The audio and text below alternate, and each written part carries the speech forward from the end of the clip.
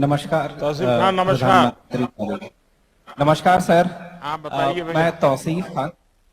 Sir मैं तौसीफ खान, मैं पिछले 6 साल से इंदौर में एग्रीकल्चर में काम कर रहा हूँ और यहाँ पर हमारा प्राइम एक मोटिव है कि हम किसानों के साथ काम कर सकें और उनकी इनकम को दोगुना करने की कोशिश कर रहे हैं हम विभिन्न प्रकार से लास्ट 6 सालों से। आपका स्वयं का कोई किसानी बैकग्राउंड है क्या परिवार का, कि ऐसे ही आप एक अध्ययन करके? नहीं सर, मेरे पिताजी एक छोटे से प्रयागराज में एक छोटे से गांव से आते हैं और खेती से हम लोग का तब से जुड़ा हुआ है। मैंने एग्रीकल्चर में सर बीटेक किया है आईआईटी खड़गपुर से, फिर एग्री बिजनेस मैनेजमेंट में पढ़ाई की।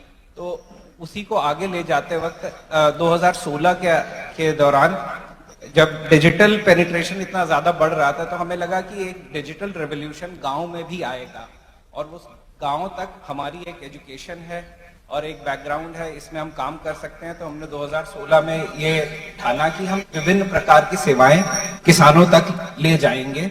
और उसी तरह से जैसे एक किसान के पास 14,000 किसानों पे एक डॉक्टर है, फसल का डॉक्टर, ये हमें पता चला। तो हमारे किसानों की इनकम जो है 1.5 गुना की जा सकती है अगर हम सही से उनको सुझाव दे सकें साइंटिफिक तरीके से। उस पे हमने एक टेक्नोलॉजी बनाई और 14,000 आप समझिए तो एक एक करके हम किसान के पास नहीं जाएंगे, टेक्नोलॉजी ही एक माध्यम है। तो हमने उस टेक्नोलॉजी को बनाया और उनको किसानों को डिजिटल माध्यम से और फिजिकल माध्यम से भी हमने पहुंचाया।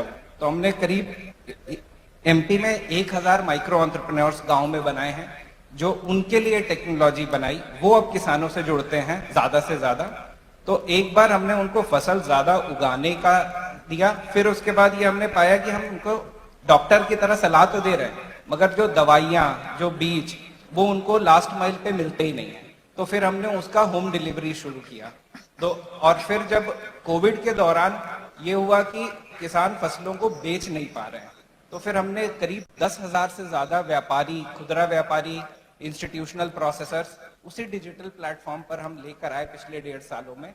अब वो बीज बोने से लेकर मार्केट तक एक ही प्लेटफॉर्म पे सारी चीजें कर। जो भारत सरकार ने एक सॉइल टेस्टिंग की तरफ बड़ा बल दिया है और हम चाहते हैं कि किसान सॉइल टेस्टिंग की तरफ अपना ध्यान केंद्रित करके ही फिर आगे करें। आपका कोई संबंध आता है क्या उस प्रक्रिया में?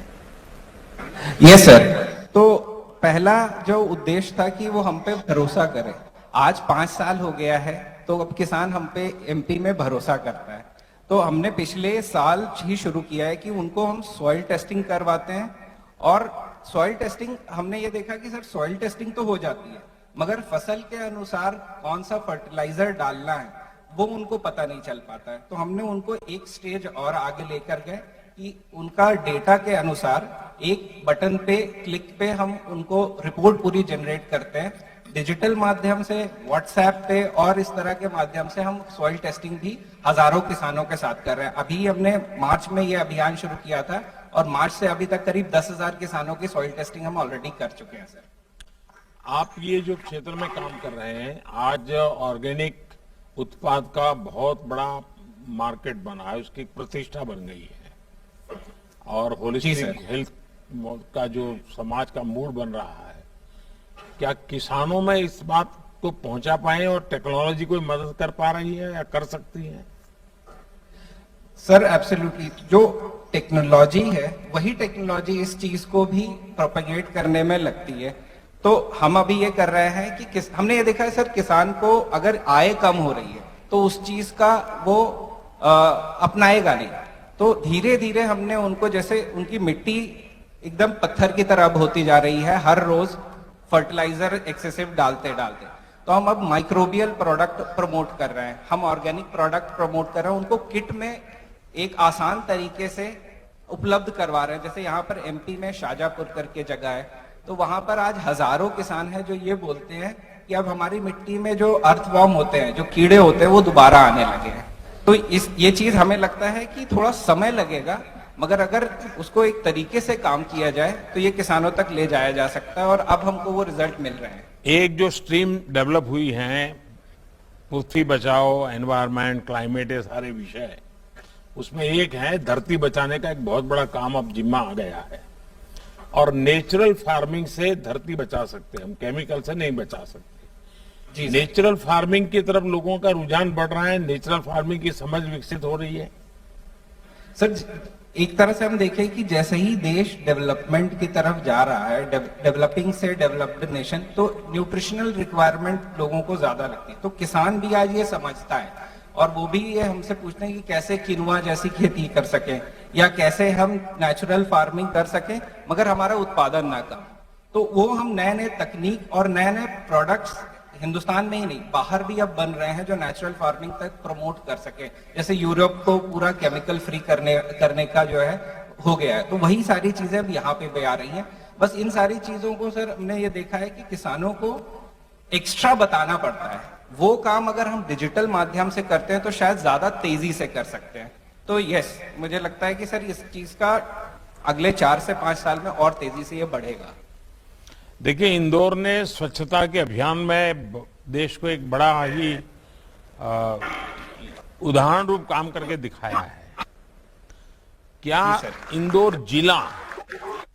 इंदौर जिले के किसान केमिकल मुक्त खेती, प्राकृतिक खेती, अगर आप इस दिशा में हैं, आपका स्टार्टअप है और मुख्यमंत्री जी बैठे हैं, अगर इंदौर जिले के किसान इस एक दिमाग में ले लें कि भाई हाँ हमको ये करना है, तो मैं समझता हूँ एक बहुत बड़ा मॉडल इंदौर शहर स्वच्छता के लिए और इंदौर जिला प्राकृतिक खेती के लिए एक मॉडल बन सकता है। तो आप तो किसानों के साथ रोजमर्रा व्यापार चल रहा है, आपका स्टार्टअप चल रहा है, उनसे नाता रहा है, तो आप भी इस बात को उन तक पहुंचाइए। सर डेफिनेटली हम सरकार के साथ यहाँ पर काम कर सकते हैं इस चीज पे, और इसको सही से कैसे किया जाए वो हम प्रोपेगेट कर सकते हैं। तो मुझे ऐसा लगता है अगर ये इसकी शुरुआत तेजी से की जाए, जैसे एक स्टार्टअप नीति हम 4 महीने में लेकर आ गए हैं, उसी तरह से अगर इस चीज पे भी उसी मुहिम की तरह से हम काम कर रहे हैं तो हम आगे बढ़कर काम करने के लिए इसमें जो है सर। चलिए, बहुत बहुत शुभकामनाएं आपको। धन्यवाद जी। Thank you sir. धन्यवाद सर। धन्यवाद।